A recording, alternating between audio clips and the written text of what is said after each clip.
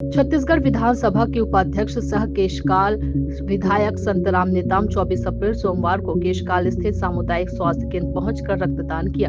इस अवसर पर केशकाल विधायक संतराम नेताम ने रक्तदान के बाद आयोजित रक्तदान शिविर की सराहना करते हुए कहा कि यहां रक्तदान शिविर मानव सेवा के लिए महत्वपूर्ण पहल है। कोंडागांव से राम कुमार भारद्वाज की रिपोर्ट।